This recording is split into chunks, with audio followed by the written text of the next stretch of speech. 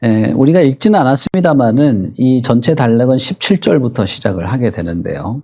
이 17절부터 시작하는 이 단락은 사도들이 다시 옥에 갇히는 것을 언급합니다.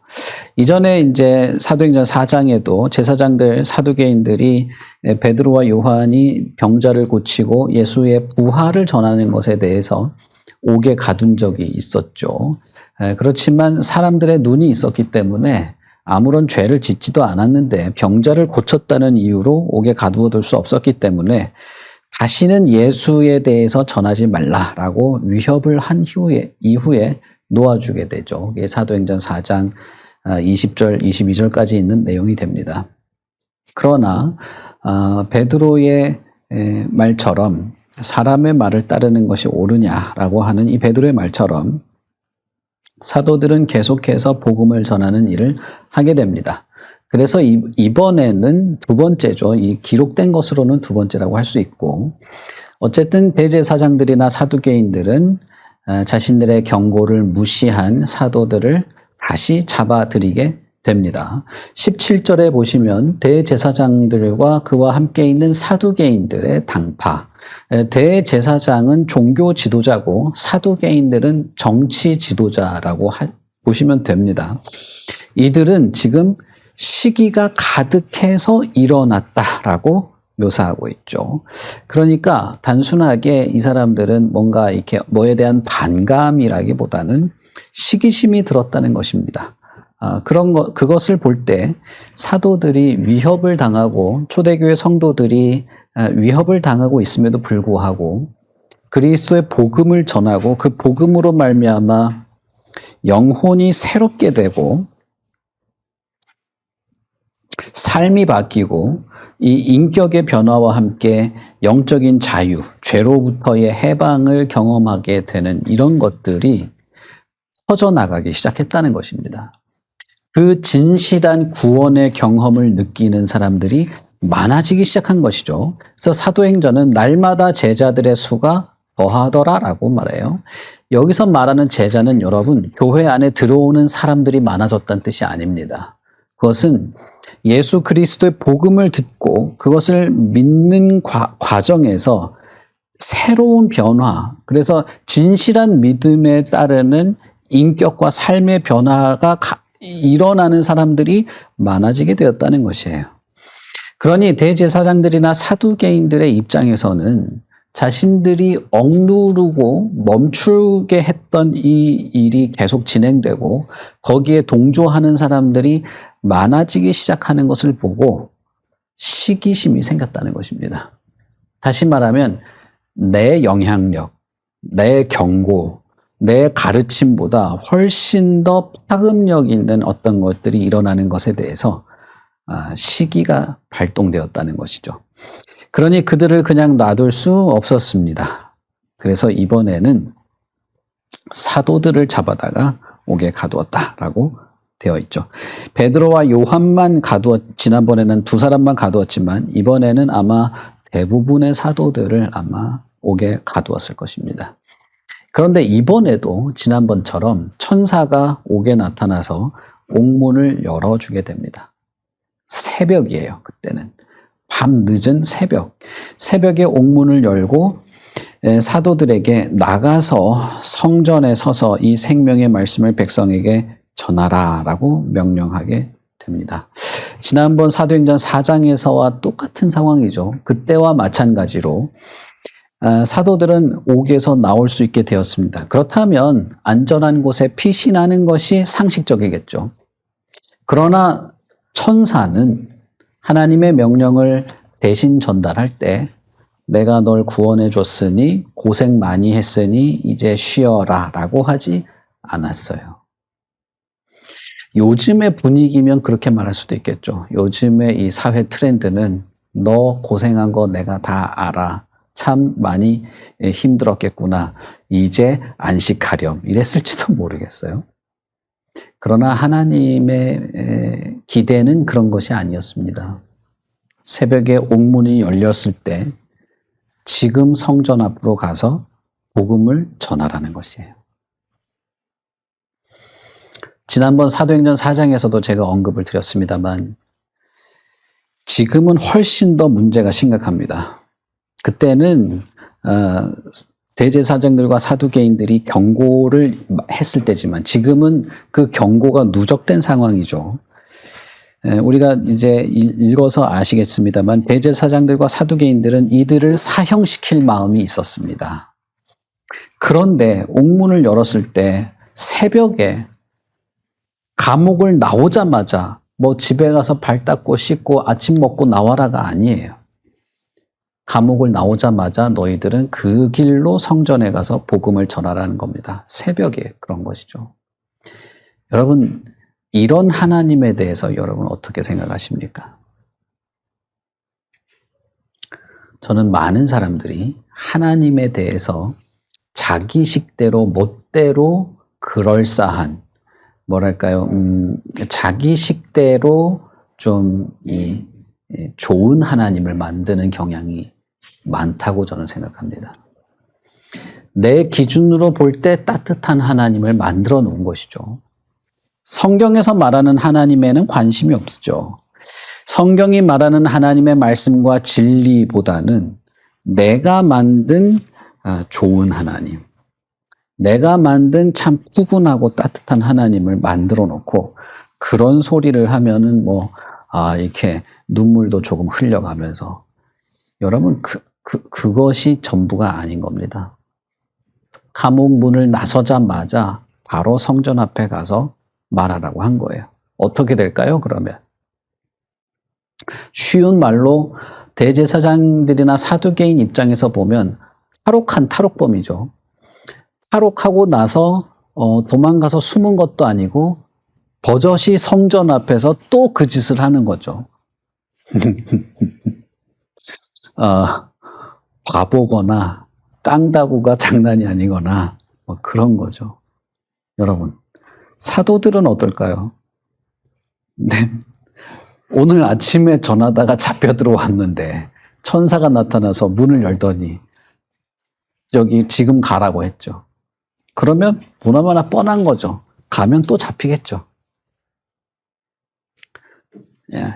그러나 사도들은 천사를 통해서 전달된 하나님의 말씀을 그대로 따랐습니다.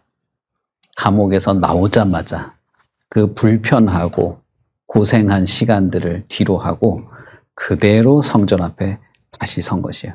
그리고 또 그 자리에서 다시 잡힌 겁니다. 그리고 이어지는 내용을 우리가 읽은 것입니다. 대제사장들, 이 사두개인들은 다시 잡아온 다음에 그들이 어떻게 탈옥했는지 뭐 어쨌는지 물어보지도 않습니다. 오히려 그들은 내가 지난번에 경고한 거를 왜 따르지 않느냐, 내가 그때 가만두지 않겠다고 하지 않았느냐라고 하면서 더욱 위협을 하게 됩니다. 그러면서 너희들이 이렇게 하는 이유는 그 사람의 피를 우리에게 돌리려고 하는 것 아니냐라고 말하죠. 28절에 보시면 우리가 이 이름으로 사람들을 가르치지 말라고 언급하였으되 너희가 너희 가르침을 예루살렘에 가득하게 하니 이 사람의 피를 우리에게로 돌리고자 함이로다.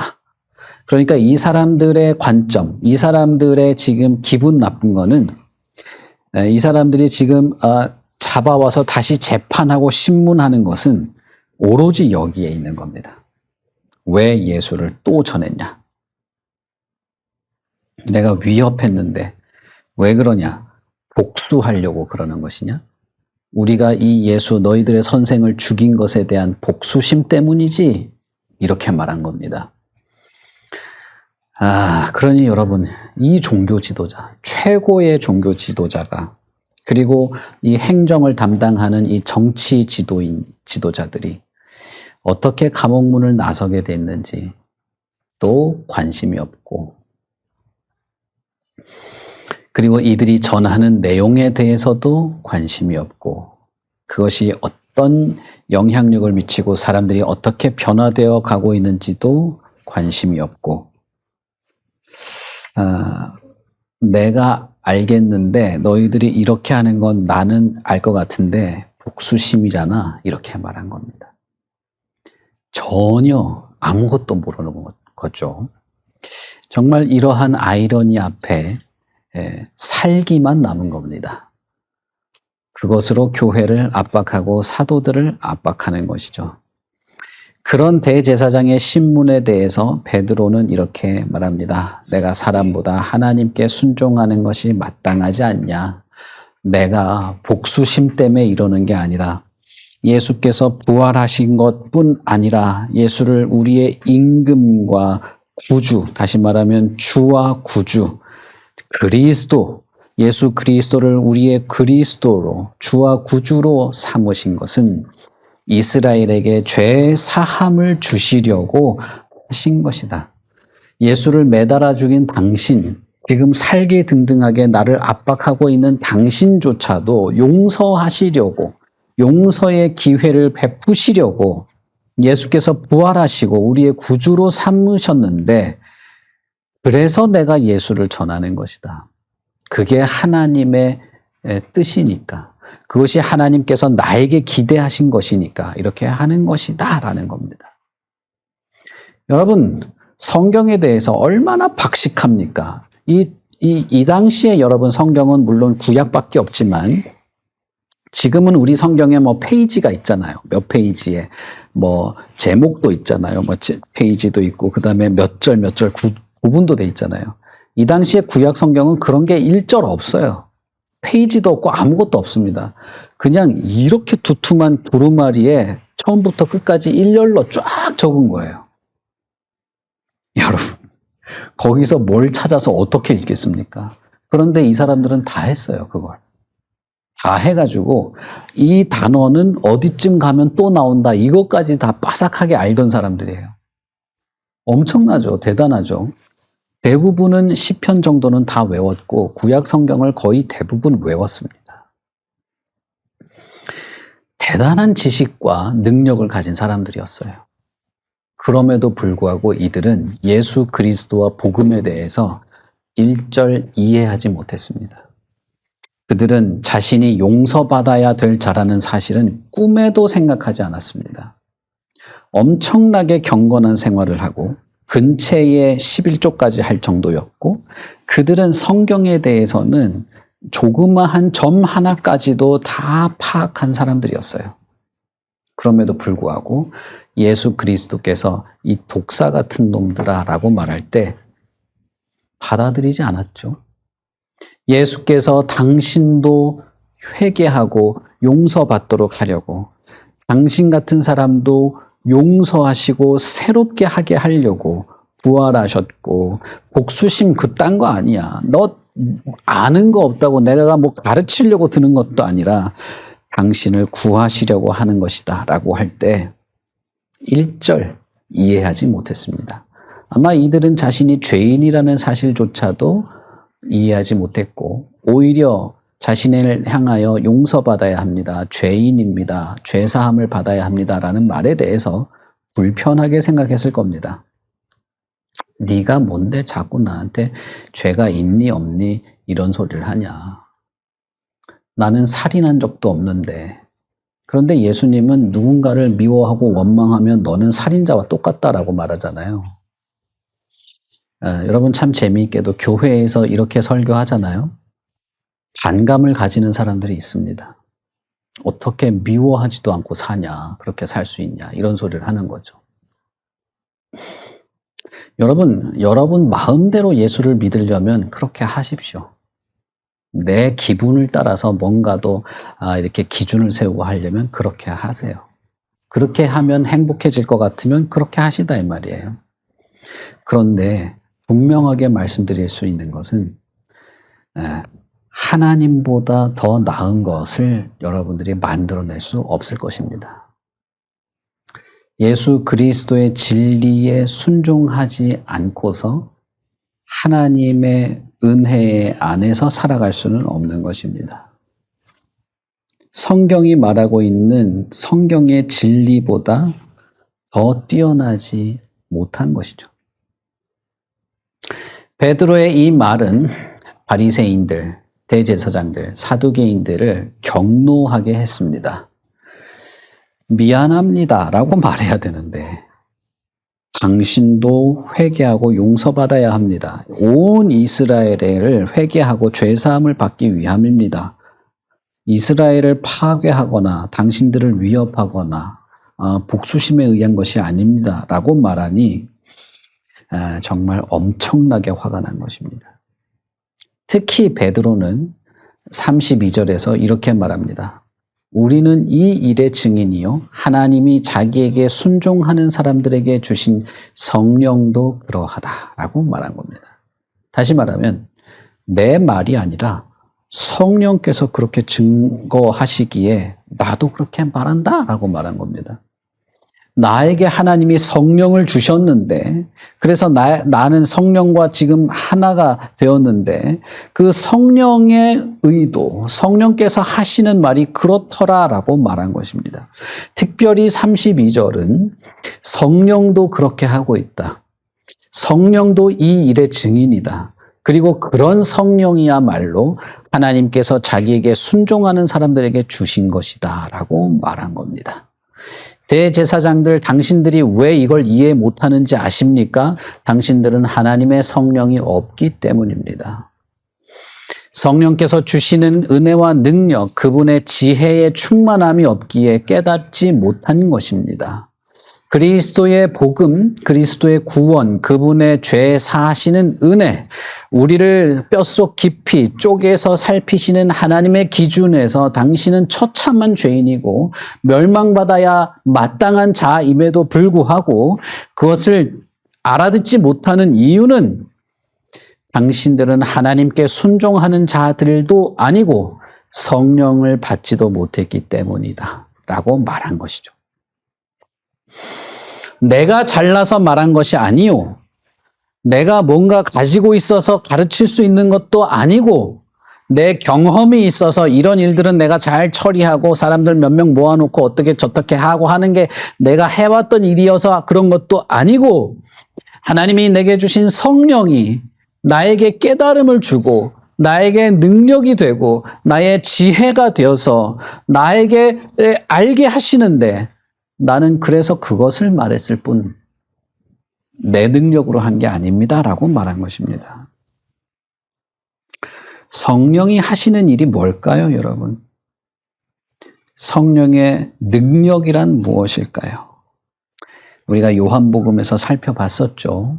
요한복음 15장 26절에서 뭐라고 말합니까? 성령의 사역은 성자 예수님을 증언하는 것입니다. 그러니 그런 성령에 충만한 자도 같은 일을 하는 것이죠. 성령께서는 사도들에게 전해야 할 말씀을 주시고 사도들은 성령께서 주시는 말씀을 전한 것입니다. 그때에 담대함이 있었고 그것을 왜곡시키거나 약화시키거나 덮어놓지 않았습니다. 특히 하나님은 자기에게 순종하는 사람들에게 성령을 주시는데 이 말은 하나님께서 예수를 전하는 자들을 성령으로 충만케 하심으로써 자신들을 순종하는 자들을 통하여 일하신다는 것입니다. 그러니 이 재판 장소, 지금 이 당시에 이 재판 장소가 갑자기 이상한 자리가 된 거예요. 대제사장들과 사두개인들은 하나님을 순종하지 않고 성령도 없는 사람, 껍데기. 죄인으로 불려나와서 신문받더니 사도들, 베드로 같은 사람들은 성령의 증언을 하며 지금 증인으로서 대제사장들과 사두개인들을 판단하는 그들의 진면목, 그들의 밑바닥을 드러내고 고발하는 고발인으로의 역할이 바뀐 겁니다. 영적인 세계에서 하나님의 재판장 앞에서 이런 일이 벌어질 것입니다. 성령께서 고발하실 거예요. 성경에 그렇게 기록되어 있죠. 모세가 너희들을 고발할 것이다. 요한계시록에서도 성령이 너희들을 고발할 것이다 라고 말하죠. 지금 이 장면이 오묘하게도 그렇게 된 것입니다. 바울의 베드로의 답변에 의해서 이렇게 된 것이죠. 유대 종교 지도자들은 사도들의 말을 듣고 엄청나게 분노했습니다. 그리고 그들을 죽이겠다고 결정을 내리죠. 이미 스데반을 죽인 그 경험이 있기 때문에 이제 두 번째 죽이는 것은 쉬운 것입니다. 스데반을 죽일 때 그 옆에 바울이 서 있었는데 이미 바울에게 사람들을 옥에 가두거나 죽일 수도 있는 권한을 주었습니다. 재판을 통해서 죽이는 게 아니고 예수를 믿는 사람이더라라는 것만 파악되면 죽일 수 있는 살인 면허를 이미 준 것이죠.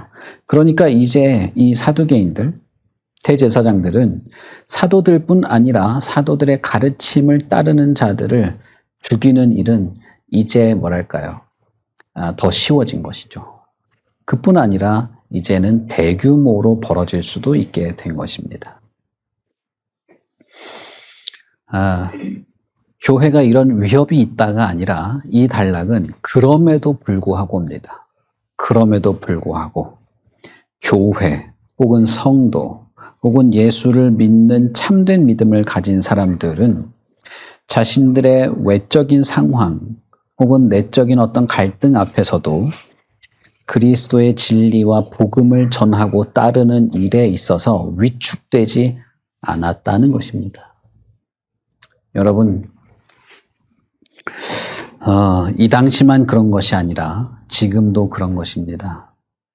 저와 여러분이 예수 그리스도 안에서 산다, 그리스도를 믿는 믿음으로 살아간다라고 하는 것은 적당히 알고 있는 지식 위에 뭔가 좀 더하고 내가 살아가는데 어떤 면에 있어서 좀 모자라고 부족한 부분이 있는데 그건 교회 생활을 통해서 조금 더 채우고 그딴 식의 어떤 뭐랄까요, 레저를 즐기는 듯한 그런 게 아니에요. 그런 게 될 수 없습니다. 여러분, 그런 거는 절에서나 하는 거 아니에요? 부처를 믿는 사람들이나 좋아하는 거 아닙니까? 우리가 예수 그리스도를 믿는다는 것은 나의 머리부터 발끝까지 모든 것, 내 인생 전부, 내 인격과 감정, 내 미래까지 전부를 오직 예수 그리스도의 진리와 교훈 앞에 굴복시킨다는 것이고, 그 그리스도의 말씀과 진리와 교훈, 그에 따른 성령의 도우심을 따라 완전히 다른 삶을 사는 것을 말하는 것입니다. 완전히 다른 삶. 그게 뭐죠? 죄와 결별한 삶이죠. 하나님을 따르는 삶입니다. 제가 예전에 어떤 교회에 있을 때 어느 날 한 청년이 저를 찾아왔어요. 찾아와가지고 저에게 말했습니다. 목사님은 왜 설교할 때마다 죄를 말하냐? 나는 어렸을 때부터 예수를 믿었고 우리 가족도 다 예수를 믿고 있고 우리 할아버지 할머니가 자신은 다 칭찬해주고 자기는 사랑받는 손녀고 교회에서 봉사도 많이 하고 보람도 있고 주일학교 때부터 교육도 많이 받아와서 웬만한 성경에 대한 지식과 논리도 가지고 있다. 그런데 목사님이 자꾸 죄에 대해서 설교하니까 불편하다. 그렇게 말했습니다. 그 청년이 나중에 이제 교회를 금방 나갔어요. 그 교회에서 나고 자라고 쭉 한 청년인데 했습니다. 여러분 정말 그런가요? 정말 그렇습니까? 죄에 대한 말을 들을 때 혹은 예수 그리스도의 교훈과 가르침을 들을 때 그리고 그 그리스도께서 하신 일들과 어떤 상황과 형편 속에서라도 복음에 합당하게 살아가라고 하는 그 하나님의 기대를 들을 때 여러분 기분이 나쁘십니까? 나는 잘하고 있는데 왜 저래? 이런 마음이 드십니까? 그럼 이 대제사장이나 사두개인과 다를 게 뭐예요, 그러면?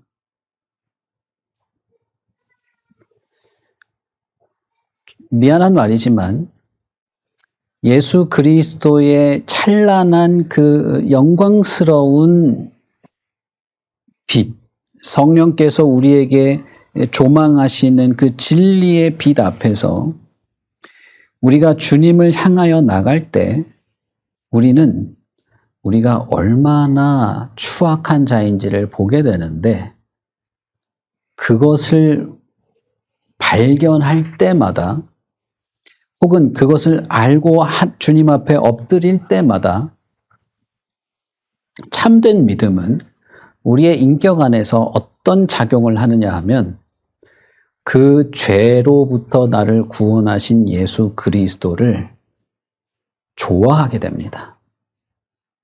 그래서 어떠한 사소한 죄라도 주님 앞에 내어놓고 싶어지게 됩니다. 어떤 사소한 내 이기심조차도 주님과 어울리지 않는 걸 고집하고 싶어 하지 않게 돼요.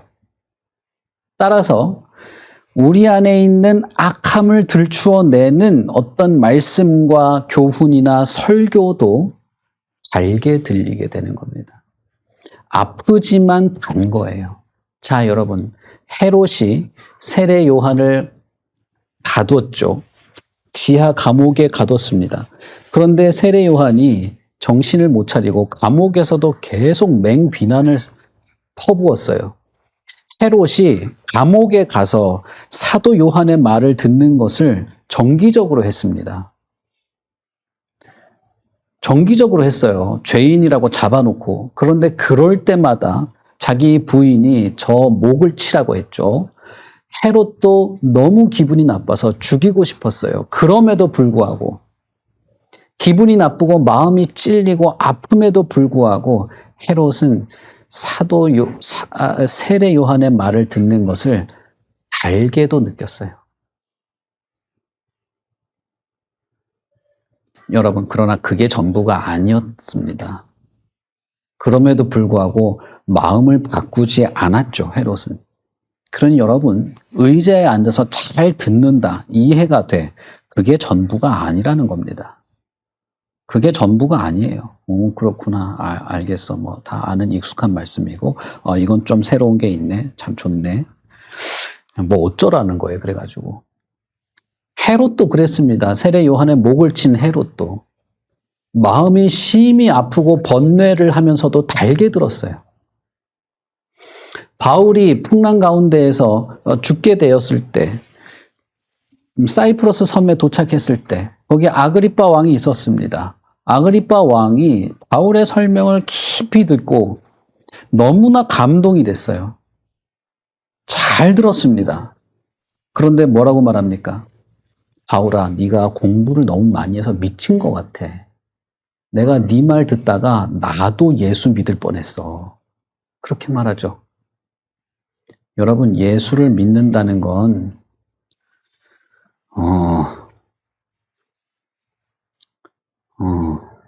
기분이 아닙니다.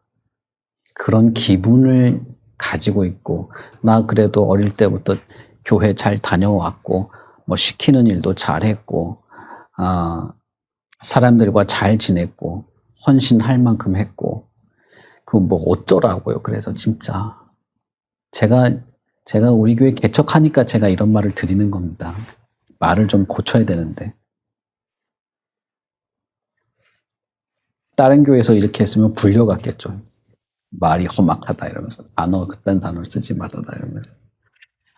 제가 한번 불려간 적이 있습니다. 장로님들이 쭉 앉아있고 저 앞에 놔도 목사님 뭐 내용은 좋은데 왜 그 단어 그렇게 하느냐. 너무 거시기하다. 그래서 제가 그때 죄송합니다 그랬어요. 죄송합니다. 제가 제일 말 잘하는 게 그거잖아요. 죄송합니다. 미안합니다. 그때 제가 장로님들한테 그러나 내가 아무리 수위를 낮추고 거짓말을 안 하고 내용을 이렇게 두리뭉실하게 해도 못 견디는 사람이 있을 것이라고 제가 그렇게 얘기했어요.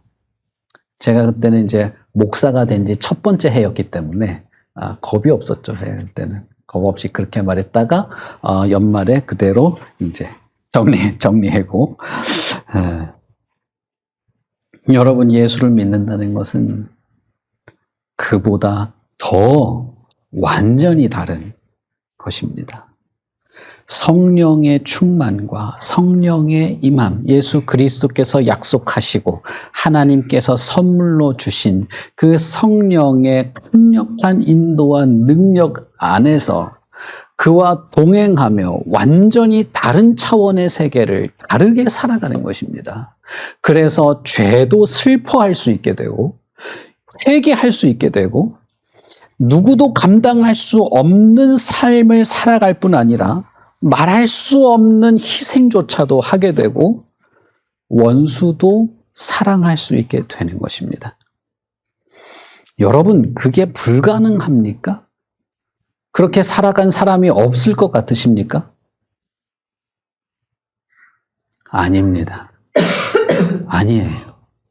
지금도 그렇게 사는 사람이 있고 지금도 예수는 그렇게 믿는 겁니다. 유대 종교 지도자들은 사도들의 말을 듣고 엄청나게 분노했습니다. 그래서 스데반처럼 그냥 처리해버리자라고 한 것이죠.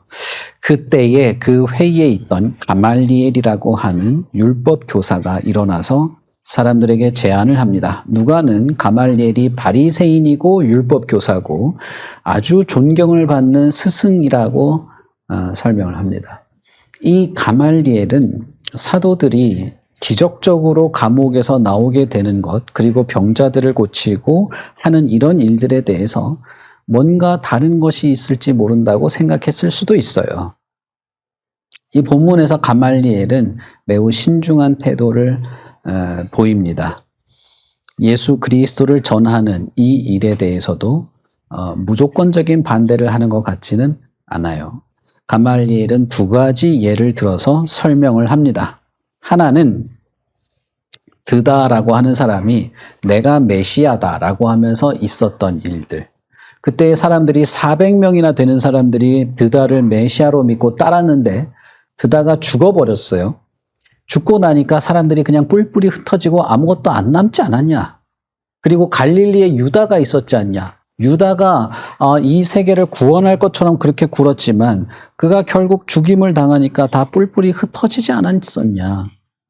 실제로 유대 사회는 공식적으로 메시아일지도 모른다고 인정받은 사람들도 있었습니다.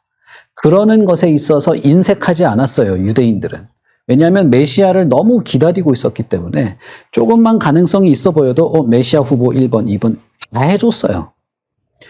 그래서 어떤 사람들은 그 당시에 메시아 후보가 100여 명이나 있었을 거라고 말하는 분도 있습니다. 여러분, 우리 중간기 때 기억나십니까? 마카비 왕조의 그 유다도, 마카비 왕조의 돌망치라고 하는 별명이 붙었던 유다도 공식적으로 메시아다, 하나님이 보내준 메시아다라고 인정받은 사람이었습니다. 그래서 이 대제국에서 이 이스라엘을 독립국가로 독립시켰을 때 다윗의 후손의 현현이라고 막 말해질 정도였어요. 그러니까 대제사장들이나 이 서기관들, 사두개인들이 예수님이 내가 메시아다라고 해서 신성모독으로 죽이려고 했던 그런 게 아니에요. 이 사람만 그런 게 아니에요. 메시아로 이렇게 인정받을 만한 사람들이 많이 있었는데 유독 예수만 죽이려고 한 겁니다. 가말리엘은 그 예를 들면서 지도자가 죽고 나니까 추종자들이 다 흩어지지 않더냐. 이것이 사람의 개념이고 사람으로부터 시작된 거면 그냥 알아서 없어질 거다. 100몇십 년간 이어졌던 마카비 왕조도 그냥 사라져 버렸거든요. 하나님께서 보내신 메시아가 아니면 결국 없어질 것이다. 그러나 만일 이것이 하나님으로부터 난 것이면 우리가 어찌 막을 수 있겠는가? 라고 말하죠. 그의 말 그대로 예수라고 하는 분도 죽고 극심한 핍박, 수많은 사람들을 유흥거리로 넘겨주고 짐승들과 싸우게 만들어서 그냥 다 사람을 마치 고기 반죽처럼 만들어서 죽여버리는 일을 했음에도 불구하고 여러분, 우리가 살고 있는 지금 이 땅에도 복음이 전해진 것 아닙니까? 무슨 대단한 능력을 가진 사람이 대단한 사명을 가지고 여기에 복음을 전한 것이 아닙니다. 예수 그리스도의 복음을 듣고 구원받은 자가 그 구원의 은혜에 감사하고 감격하고 기뻐하고 주를 사랑하고 주님의 진리에 따라서 완전히 변화된 삶을 살게 된 자들이 복음을 전한 겁니다. 어디 가서 훈련받고 자격증 따고 뭐 대단한 능력이 있어서 내가 어디 가서 복음 전해야지 그게 내가 할 일이지 그랬을까요? 물론 그런 사람들도 있을 수 있었겠죠. 그러나 여러분 기독교 역사에서 완전히 이 동쪽 끝에 있는 우리나라와 중동은 완전 180도 완전 다른 데 있어요. 그런데 이 먼 거리를 복음이 전해지게 할 때는 예수 그리스도 안에서 참된 자유를 누린 자들이, 그리스도 안에서 참된 믿음과 참된 구원을 누린 자들이, 죄에서부터 자유를 얻고 참된 하나님의 말씀과 거룩한 삶에 경도된 자들이 어떤 두려움과 핍박과 압박 앞에서도 복음이 전해지는 것을 멈추지 않았기 때문에 지금 이 땅에 복음이 전해졌고 저와 여러분 같은 사람도 하나님을 아버지라고 부르면서 나오게 된 것입니다. 그러니 가말리엘의 이 말은 맞았던 것이죠. 사람으로부터 나온 것이라면 아니었겠으나 이것이 하나님으로부터 나온 것이라면 누구도 막을 수 없을 것이라는 겁니다. 다시 말하면 예수 그리스도 안에서 참된 믿음을 가지고 살아가는 사람들이 끊어진 적이 없다는 거예요. 예수 그리스도를 믿고 참된 믿음을 가지고 진실하고 겸손하게 살아가는 삶을 살던 사람들이 어느 시대, 어느 환경, 어느 장소, 어떤 문제 앞에서도 끊어진 적이 없었다는 것입니다. 그래서 저와 여러분이 지금 이렇게 예배하고 있는 것입니다. 제가 전에도 말씀드렸죠. 이것은 마치 고고하게 흐르는 강물과도 같은 거예요. 복음의 역사가 거대한 강물처럼 흘러가고 있습니다. 우리가 그 강물 안에 있어야 되는 것이죠. 저는 이 하나님의 역사의 흐름에 그 자리에 있고 싶어요. 그 주변머리에서 구경이나 하면서 대강 그 강에 대한 느낌이나 느끼면서 끝나버리고 싶지 않은 것입니다. 사도들은 예수님이 가셨던 그 길을 자신도 가고 참된 믿음의 삶을 걸어간 것이 분명합니다. 그것을 어떻게 알 수 있느냐 하면 누가가 이러한 사도들, 가말리엘의 그 말을 듣고 이 대제사장들이나 사두개인들이 사형을 결정했다가 번복합니다. 대신 채찍질을 해요. 채찍질을 하고 예수를 전하는 것을 금하는데 채찍질의 숫자는 정해져 있어요. 유대 사회는 40대를 때리면 그 다음부터는 채찍형을 할 수 없게 돼 있습니다. 그 사람에게는. 그래서 어떻게 합니까? 39대만 때리잖아요. 그래서 바울이 39대를 맞는 것을 계속 반복한 거 아닙니까? 아마 사도들도 채찍으로 39대까지 맞았을 겁니다. 다음에 또 때리려면 그래야 되는 거죠.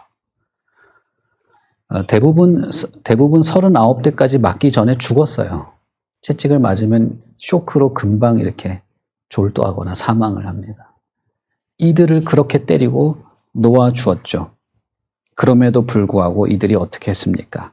기뻐하며 공회를 나왔습니다. 41절에 보시면 사도들은 그 이름을 위하여 능력받는 일에 합당한 자로 여기심을 기뻐하며 공회 앞을 떠났습니다. 그들의 기쁨은 단순하지 않았습니다. 그들의 기쁨은 사람들이 날 좋아해 주는 것 그런 정도가 아니었습니다. 그들의 기쁨은 내 취향에 맞는 공동체를 찾아서 별 문제 없이 사이좋게 지내는 것 이상이었어요. 그런 것은 사실 안중에도 없었습니다. 그들은 내가 예수 그리스도와 같은 길을 걸어간다는 것, 그리스도와 비슷한 마음이 내 안에서 불타고 있다는 것을 더욱 기뻐했습니다. 우리가 하나님의 나라에 들어가려면 많은 환난을 겪어야 될 것이다 라고 말한 것은 거짓이 아닙니다. 이들은 예수님의 가르침, 누가복음 6장 22절에 보면 예수님이 뭐라고 말씀하십니까? 인자로 말미암아 사람들이 너희를 미워하며 멀리하고 욕하고 너희 이름을 악하다 하며 버릴 때에 너희에게 복이 있을 것이다. 그날에 기뻐하고 뛰놀라. 하늘에서 너희 상이 큼이라. 그들의 조상들이 선지자들에게 이와 같이 하였느니라. 누가복음에서 예수님이 그렇게 말합니다. 그 예수님의 가르침에 자기가 들어와 있다는 사실, 그 예수님의 가르침에 자신이 벗어나 있지 않다는 사실을 기뻐했습니다. 여러분, 이걸로 기뻐할 수 있어요? 다른 게 아니라 내 문제가 잘 해결됐어, 이게 아니라 내 삶이, 내 마음의 중심이, 나의 방향과 내 마음의 흐름이 예수님의 가르침에서 벗어나고 있지 않아. 그것 때문에 기뻐할 수 있냐고요. 그것 때문에 즐거워할 수 있습니까? 저는 그러고 싶습니다. 그렇지 않은 나를 항상 발견해요. 그렇지 못하고 있는 나를 주님 앞에서 부끄러울 때가 많습니다. 그러나 제가 진실로 바라는 것은 이들처럼, 이 사도들처럼 내가 주님의 마음을 품고 그 주님의 마음에 벗어나오고 있지 않고 성경에서 예수님의 가르침을 읽었는데 마치 내 마음 같고 성경에서 예수님의 말씀을 읽었는데 그게 내가 살아가는 삶을 대변하는 것 같아서 즐거운 그런 사람이 되고 싶습니다. 그러기를 기도합니다. 사도들은 죽을 만큼 얻어맞고 나서도 성전 앞에 섰습니다. 새벽에 문이 열렸는데 해가 뜨고 나서 나와도 되지만 새벽부터 성전에 가서 하나님의 뜻을 따르다가 붙잡힌 그 모습 그대로 온몸이 만신창이로 얻어맞아서 일단 병원에 입원해야 될 것 같은데 그래도 성전에 섰어요. 그래서 성전에 있던 집에 있던 예수는 그리스도라고 전하는 것을 멈추지 않았습니다. 이들이 전도했다, 대단하다, 잘했다 이런 말이 아니에요. 그들이 예수 그리스도와 동행하는 그리스도의 마음을 변치 않고 따르는 예수 믿는 자로 변함없이 살았다는 거예요. 우리에게도 이런 삶이 펼쳐집니다. 저와 여러분의 삶도 이런 것입니다. 교회가 왜 그 수많은 핍박 속에서도 불가능할 것 같은 상황 속에서도 멈추지 않았는가? 그럴 수 있었는가? 그것은 한 사람 한 사람이 예수를 믿는 믿음 안에서 변함없이 살았기 때문인 것이죠. 저와 여러분도 마찬가지입니다. 복음을 전하는 일, 전한 그 복음에 합당하게 살아가는 일, 그 복음의 말씀 앞에 내 자신을 내어놓고 자신이 어떤 자인지를 알고 진실하게 주님 앞에 회개하며 엎드리는 것, 예수 그리스도를 주와 구주로 믿고 따르는 것, 그분의 말씀을 알면 알수록 그의 말씀 안에서 살아가는 그 수많은 경건과 거룩에 헌신된 삶들, 그것들이 내 인생에서도 뒤로 물러가거나 멈추지 않고 어떤 상황에서도 이어져 갔다는 거예요. 그런 사람들 때문에 전 세계에 지금도 하나님을 믿는 자들이 일어나는 것이고, 지금도 저와 여러분 안에 저와 여러분이 공동체 안에서 예배를 드리고 있는 것이죠. 날마다 성전에 있든지 집에 있든지 가르치는 것과 전하는 것들이 그치지 않았다. 멈추지 않았다는 것입니다. 누구도 복음을 꺾을 수 없습니다. 누구도 예수 그리스도의 진리와 가르침을 왜곡시킬 수 없습니다. 어떤 인간도, 어떤 자존심도, 어떤 변명도 그런 것은 일어나지 않습니다. 물론 제가 여러분들에게 이런 말을 하면 마음이 상할까? 이런 말을 하면 내가 어떤 상황인지 알지도 못하면서 그냥 목사라고 막 말한다라고 할까? 저는 고민해요. 고민하지만 복음은 절대 그렇게 되지 않습니다. 하나님의 말씀과 가르침과 교훈은 절대 그렇게 되지 않아요. 내가 그 흐르는 강물에서 벗어나서 강가의 돌멩이처럼 관망하고 있어도 그 강물은 흘러갈 것입니다. 전 세계 어디 어느 곳 어느 구석 누구라도 어느 비천한 인간이라도 예수 그리스도의 진리를 바르게 전하고 바르게 듣고 바르게 믿고 바르게 살아가는 어떤 사람은 일어날 것입니다. 저는 그것이 우리 교회가 되고 그것이 제가 되길 바라는 것이에요. 여러분, 예수님에 대해서, 이 복음에 대해서, 인간의 영혼을 변화시키고 구원하시는 이 진리에 대해서 마음을 여십시오. 그리고 자신을 비추어 보십시오. 그리스도께서 베푸시는 구원이 정말 인간의 영혼을 구원하시는지를 생각해 보십시오. 그리고 어떻게 변화된 삶을 살아가는지를 진짜 그렇게 변화된 삶을 살아가는 사람들을 한번 보세요. 우리 교회에 그런 샘플들이 많으면 좋겠죠. 그리고 주님을 한번 생각해 보십시오.